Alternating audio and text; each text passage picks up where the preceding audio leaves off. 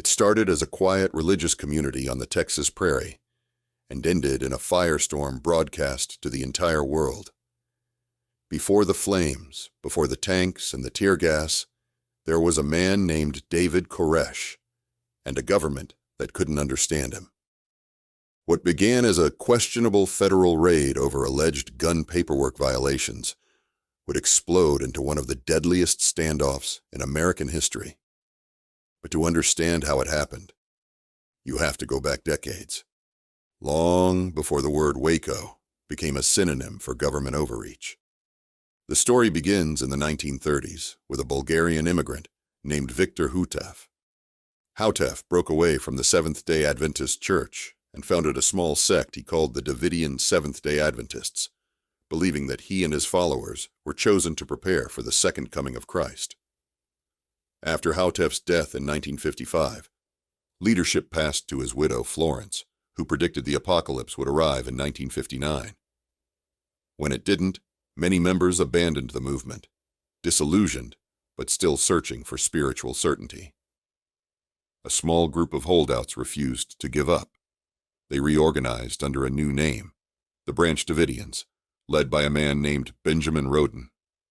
Roden claimed he had inherited the prophetic mantle of Houteff and continued teaching that God would soon establish his kingdom on earth, beginning in the Holy Land.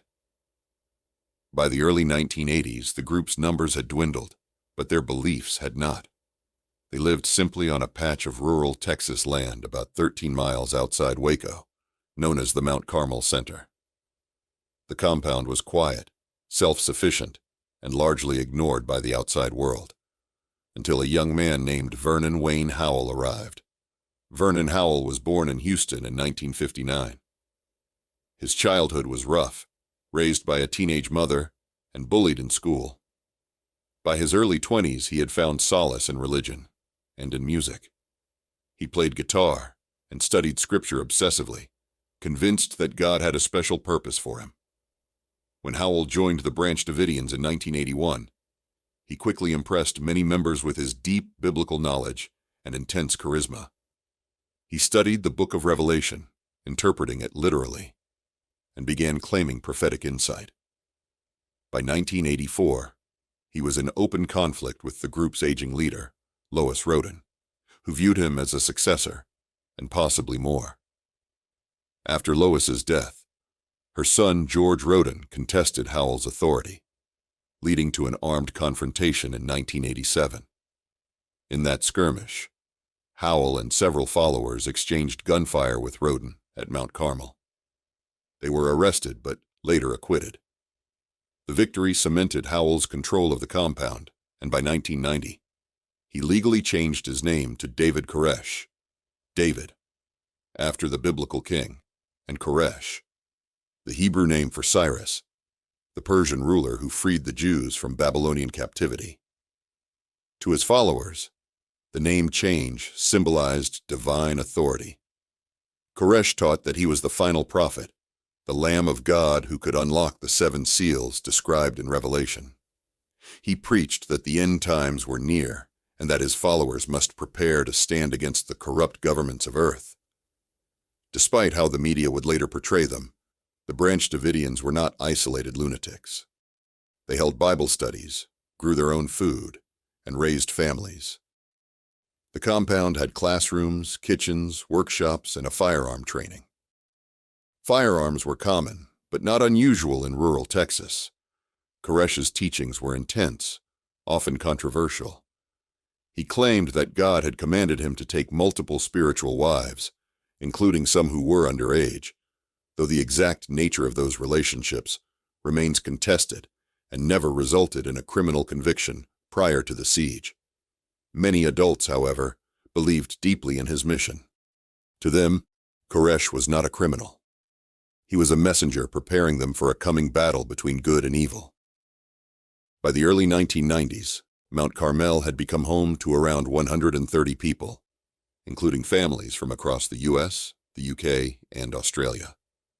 Most lived peacefully, studying scripture and waiting for what Koresh called the time of the end. Meanwhile, the federal government was under pressure. The Bureau of Alcohol, Tobacco, and Firearms, ATF, a small agency within the Treasury Department, had been embarrassed by recent failures and budget controversies. In 1992, the Ruby Ridge standoff in Idaho had left a mother and child dead after an FBI sniper opened fire on a family accused of minor weapons violations. Public confidence in federal law enforcement was plummeting. The ATF needed a win, something that would prove its relevance. In 1992, the ATF began investigating the Branch Davidians after a tip about a package containing inert grenade casings and black powder. Agents suspected the community was illegally modifying semi-automatic rifles into fully automatic weapons. Rather than conducting a standard inspection or quiet arrest, the agency decided to stage a high-profile tactical raid. To justify that kind of operation, they needed a villain, and David Koresh fit the part perfectly. Reports of child abuse, sexual misconduct, and cult behavior began circulating through local media, often based on hearsay or ex-members' accusations. The ATF used these stories to help obtain a warrant and generate press coverage, hoping to redeem its image. Behind the scenes, surveillance had already begun. It's believed agents rented a house across the road from Mount Carmel, pretending to be students from Texas State Technical College. Their cover was poor. The students were older men who never attended class and were clearly law enforcement. Even Koresh joked about it openly during Bible studies. Still, the investigation pushed forward. By February 1993, the ATF had assembled more than 75 agents for a raid intended not just to arrest Koresh, but to do it in front of cameras. They invited the press in advance, expecting a dramatic but clean takedown. But the plan was already falling apart. An undercover agent named Robert Rodriguez had been living among the Davidians for months, attending Bible studies and gaining their trust.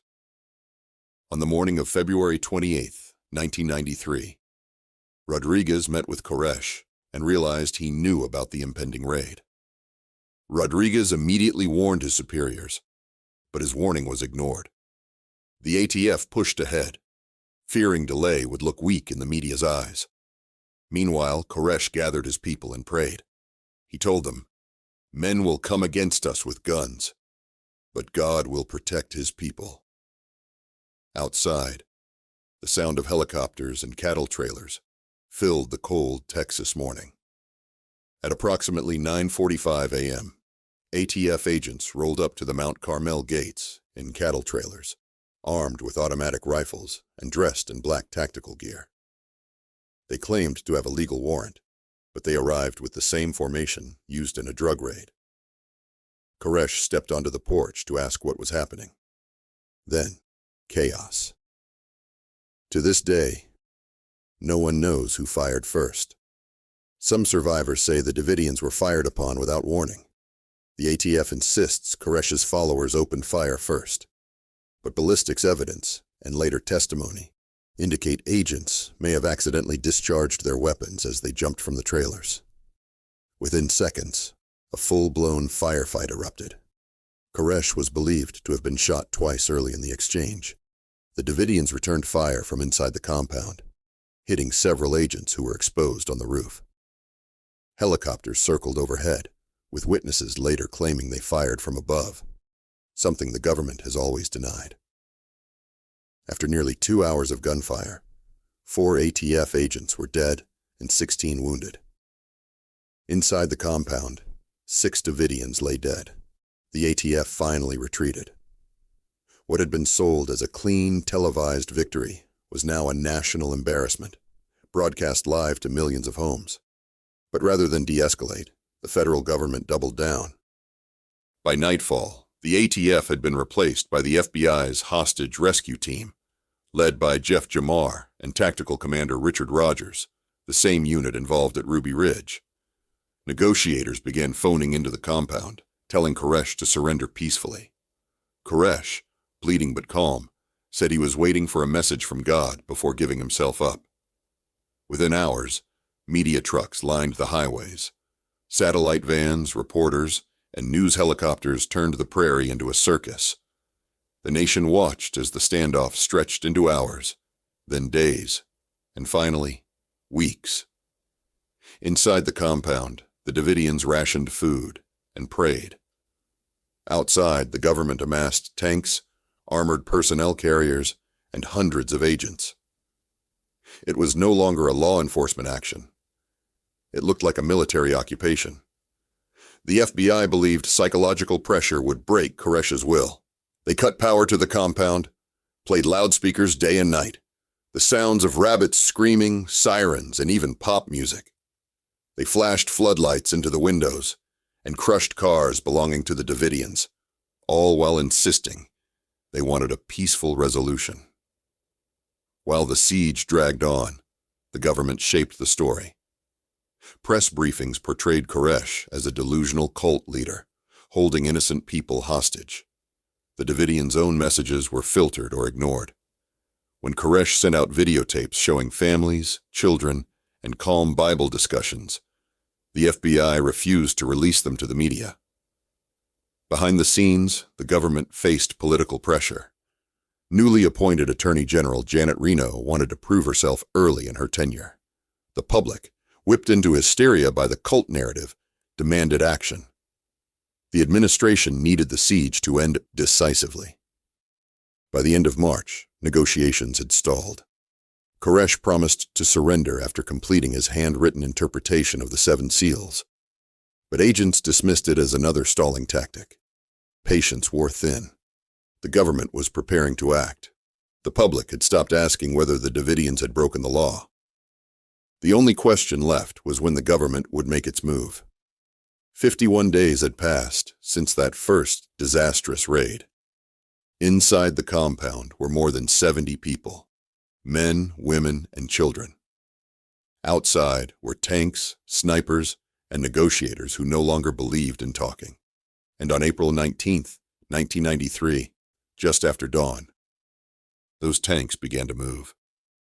What happened next would shock the world and change forever how Americans viewed their government.